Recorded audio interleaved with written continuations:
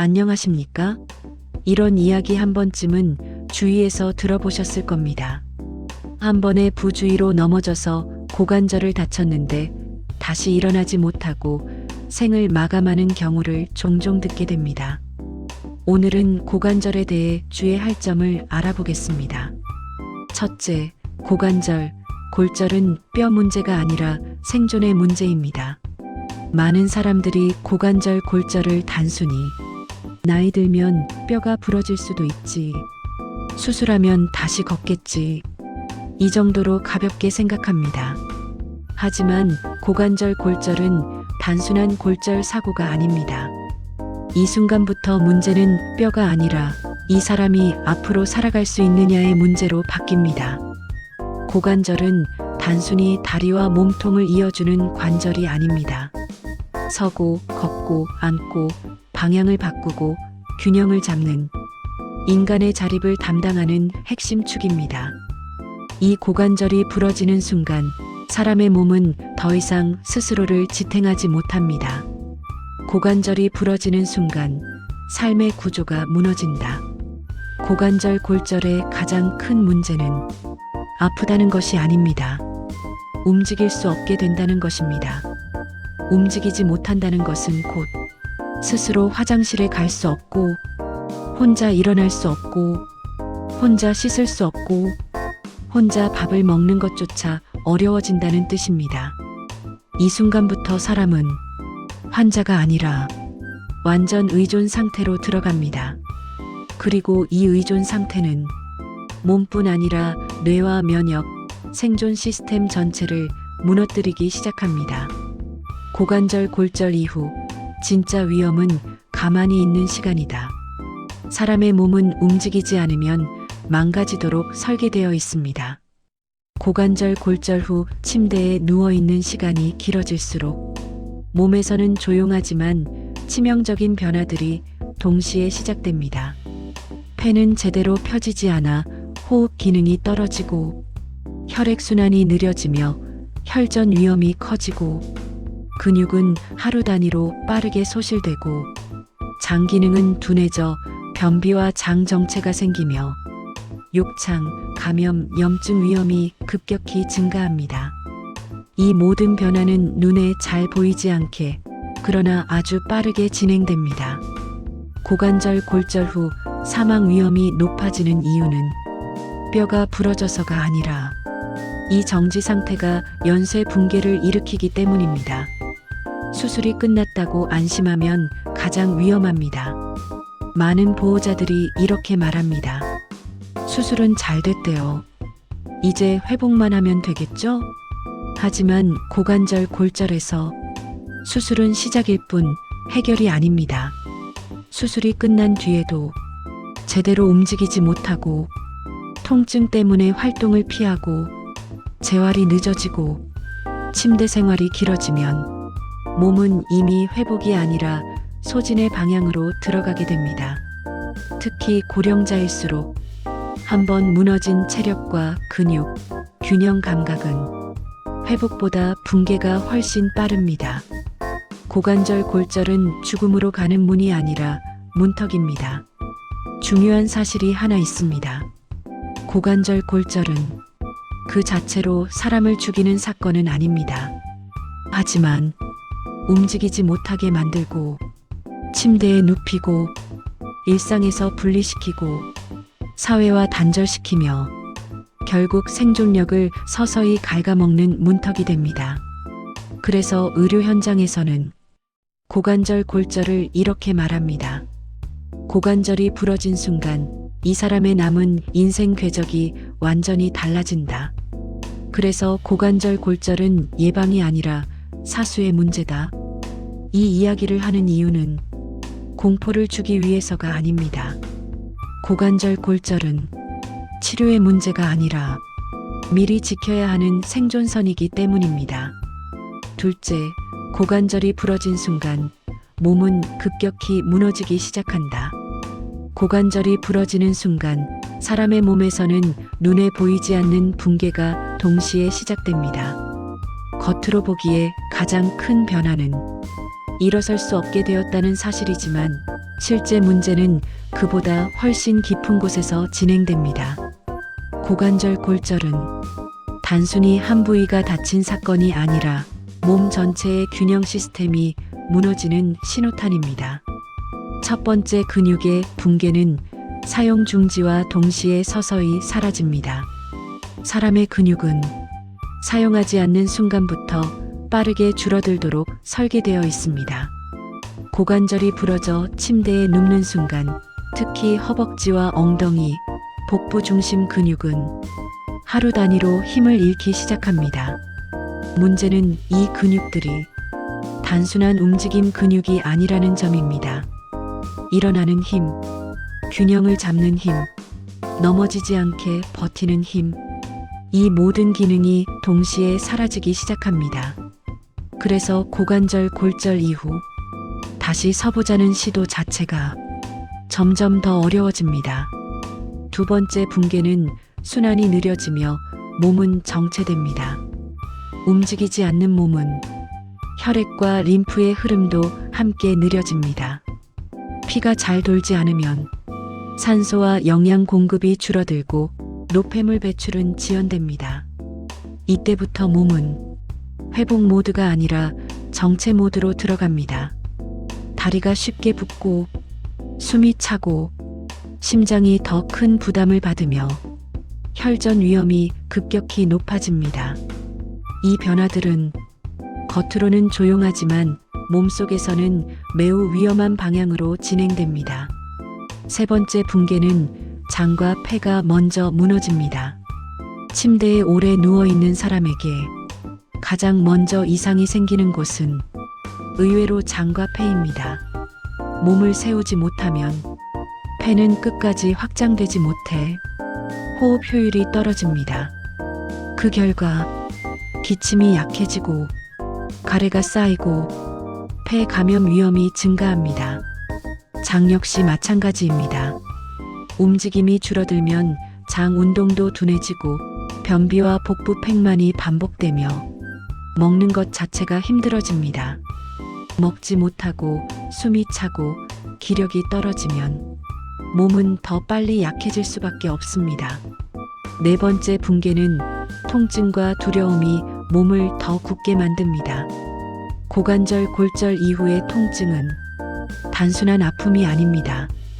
이 통증은 움직이면 안 된다는 공포신호로 작동합니다.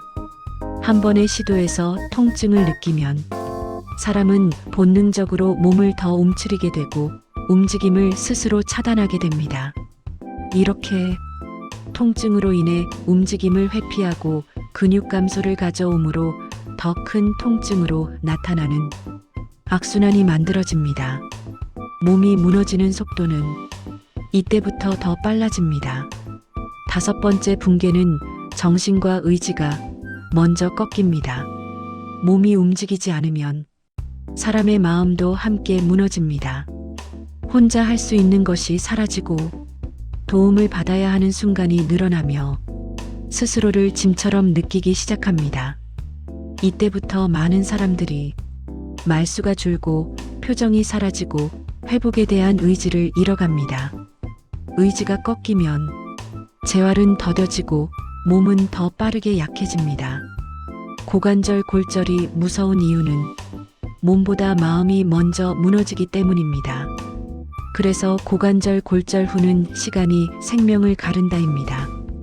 고관절이 부러진 뒤 가장 중요한 요소는 시간입니다.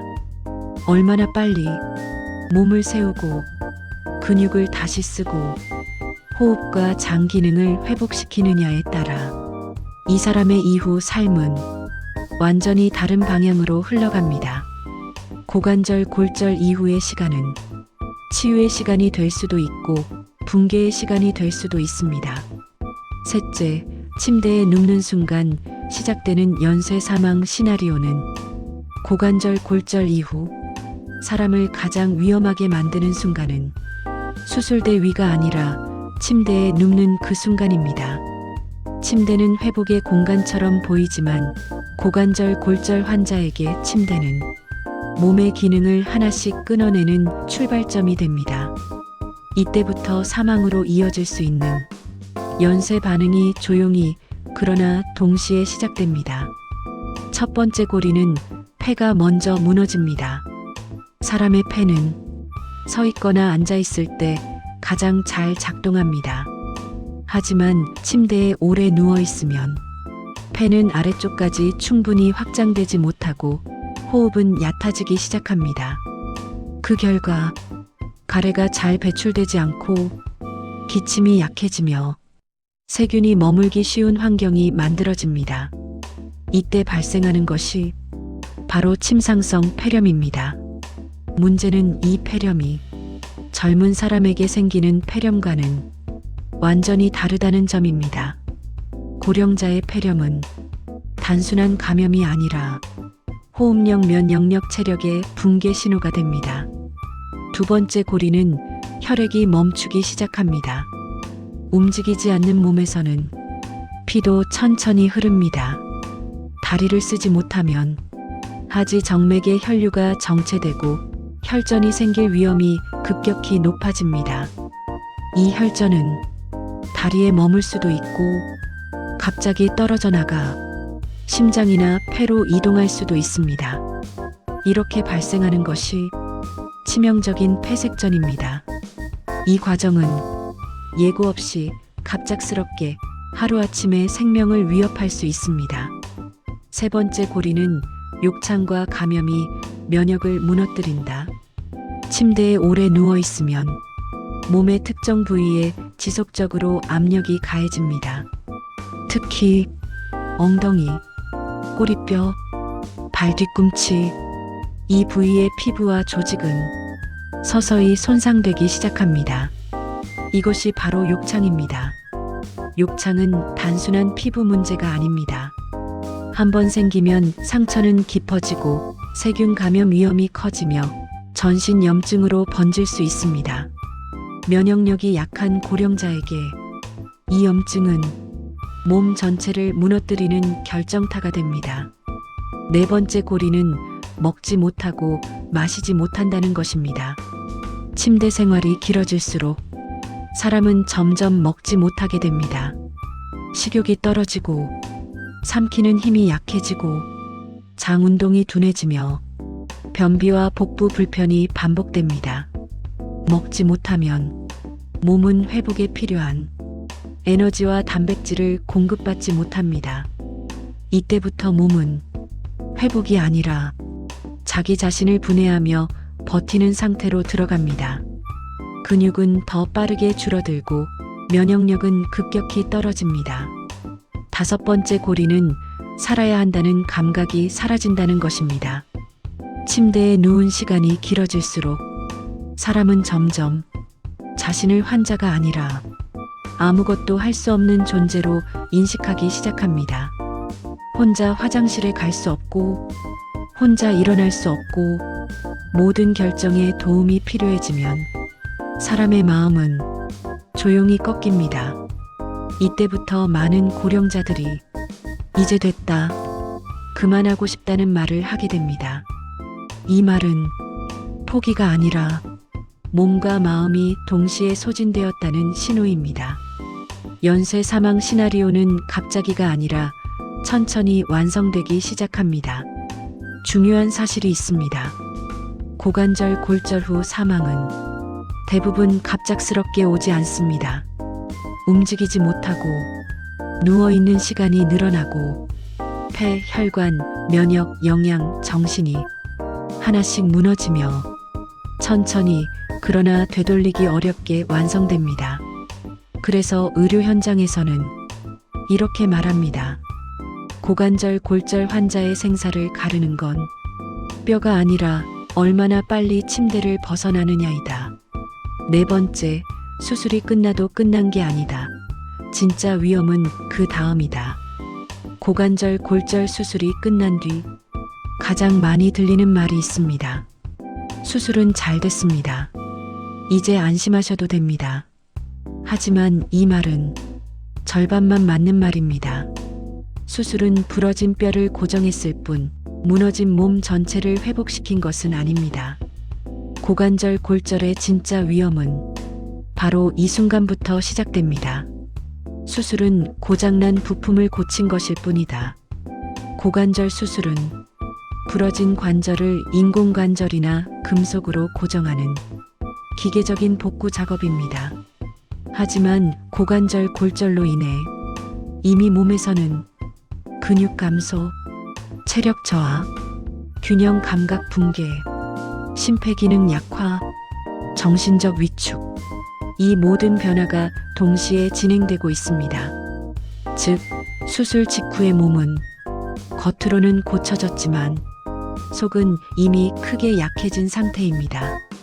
이 상태에서 이제 괜찮다고 생각하는 순간 위험은 더 깊어집니다. 수술 후 통증은 회복을 가로막는 가장 큰 장벽이다. 수술이 끝난 뒤 많은 환자들이 가장 먼저 말하는 것은 아파서 못 움직이겠다는 말입니다. 이 통증은 몸에게 이렇게 말합니다. 움직이지 마라. 가만히 있어라. 하지만 문제는 움직이지 않을수록 통증은 줄어드는 것이 아니라 오히려 오래 남고 더 깊어진다는 점입니다. 통증에서 움직임 회피로 근육 감소와 관절 경직으로 더 큰 통증이 악순환이 만들어지면 회복의 창은 빠르게 닫히기 시작합니다. 재활이 늦어질수록 회복 가능성은 급격히 떨어집니다. 고관절 수술 후 가장 중요한 시간은 수술 직후 며칠에서 몇 주입니다. 이 시기에 몸을 세우고 체중을 실어보고 짧게라도 서고 걷는 경험을 하지 못하면 몸은 이제 걷지 않아도 되는 상태로 스스로를 재설정합니다. 특히 고령자의 몸은 회복보다 적응을 더 빨리 선택합니다. 적응이란 덜 쓰는 상태에 맞춰 몸을 줄이는 것입니다. 이렇게 되면 재활은 점점 더 힘들어지고 침대 생활은 길어집니다. 보호자의 과한 배려가 회복을 막는 경우도 많다. 의외로 많은 경우에 회복을 늦추는 것은 환자 본인이 아니라 보호자입니다. 아프실 텐데 그냥 누워 계세요. 위험하니까 움직이지 마세요. 제가 다 해드릴게요. 이 말들은 사랑에서 나온 말이지만 몸에는 이렇게 전달됩니다. 당신은 더 이상 움직일 필요가 없다. 이 순간부터 몸은 회복을 포기하고 의존 상태로 굳어집니다. 고관절 수술 후 회복은 편안함이 아니라 조심스러운 불편함을 견디는 과정입니다. 수술 이후의 실패는 다시 걷지 못하는 삶으로 이어진다는 것입니다. 수술 후 회복에 실패하면 사람은 점점 걷지 못하고 외출이 줄고 사회와 단절되고 침대와 집안에 갇히게 됩니다. 이 상태는 단순히 불편한 삶이 아니라 생존 가능성이 급격히 낮아지는 삶입니다. 다시 넘어질 위험은 커지고 감염과 합병증 위험은 높아지며 몸은 점점 버티지 못하게 됩니다. 그래서 의료 현장에서는 이렇게 말합니다. 고관절 골절 수술의 성공은 수술실이 아니라 재활실과 집안에서 결정된다. 진짜 질문은 이것이다. 고관절 골절 이후 가장 중요한 질문은 수술이 잘 됐는가가 아닙니다. 진짜 질문은 이것입니다. 이 사람이 다시 자기 다리로 서고 자기 힘으로 하루를 살아갈 수 있는가? 이 질문에 그렇다고 답하지 못한다면 고관절 골절은 아직 끝나지 않은 사건입니다. 5번째, 고관절 골절을 부르는 일상 속 치명적인 습관들입니다. 고관절 골절은 어느 날 갑자기 하늘에서 떨어지듯 생기지 않습니다. 대부분의 경우 오랫동안 반복해온 일상 습관들이 몸을 천천히 약하게 만들고 마지막 한 번의 낙상으로 결과가 드러납니다. 문제는 이 습관들이 너무 평범해서 위험하다고 느끼지 못한다는 점입니다. 첫 번째 습관은 나는 아직 괜찮다는 과신하는 것입니다. 가장 위험한 습관은 몸 상태를 과대평가하는 마음입니다. 예전처럼 걷고, 예전처럼 계단을 오르고, 예전처럼 균형을 잡을 수 있다고 믿는 순간, 몸은 이미 그 속도를 따라가지 못하고 있을 수 있습니다. 균형 감각과 반사신경은 나이가 들수록 서서히 그러나 확실히 떨어집니다. 이 변화를 인정하지 않는 태도는 낙상 위험을 눈에 띄게 높입니다. 두 번째 습관은 근력을 운동이 아닌 일상으로 쓰지 않는다는 것입니다. 많은 사람들이 요즘은 많이 안 움직여도 되잖아라고 말합니다. 하지만 근육은 사용하지 않으면 사라지고 특히 허벅지와 엉덩이 근육은 고관절을 지키는 마지막 방패입니다. 앉았다 일어나는 동작, 짧은 거리라도 스스로 걷는 습관, 손을 짚지 않고 버티는 연습, 이런 작은 움직임을 포기하는 순간 고관절은 충격에 매우 취약해집니다.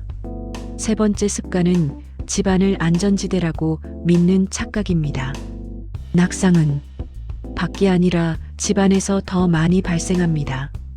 미끄러운 욕실 바닥, 문턱과 카펫 가장자리, 헐렁한 슬리퍼, 밤중에 켜지지 않은 조명, 익숙한 공간일수록 사람은 방심합니다.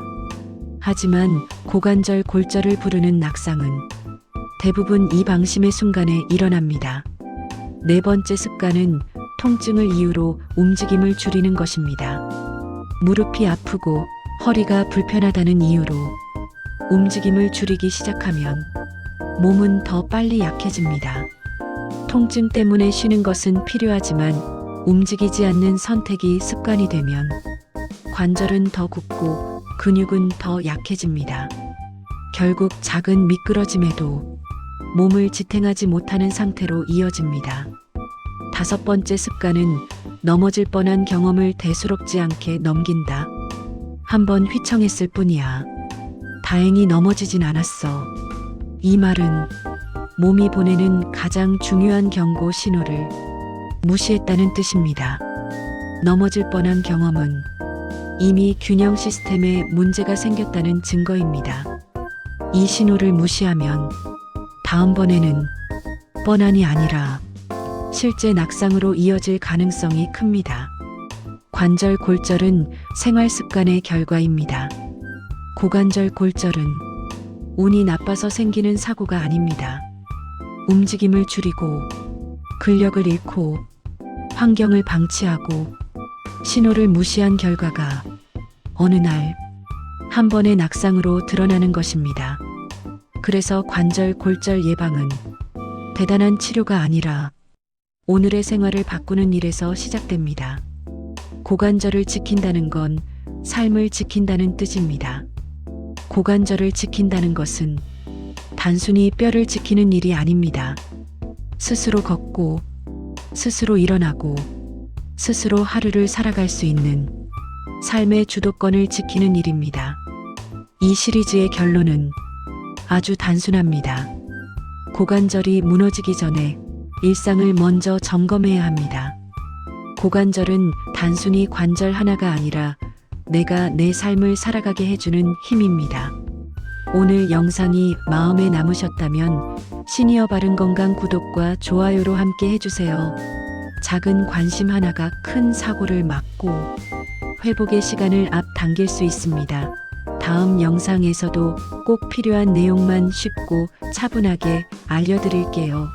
지금까지 시니어 바른건강이었습니다. 감사합니다.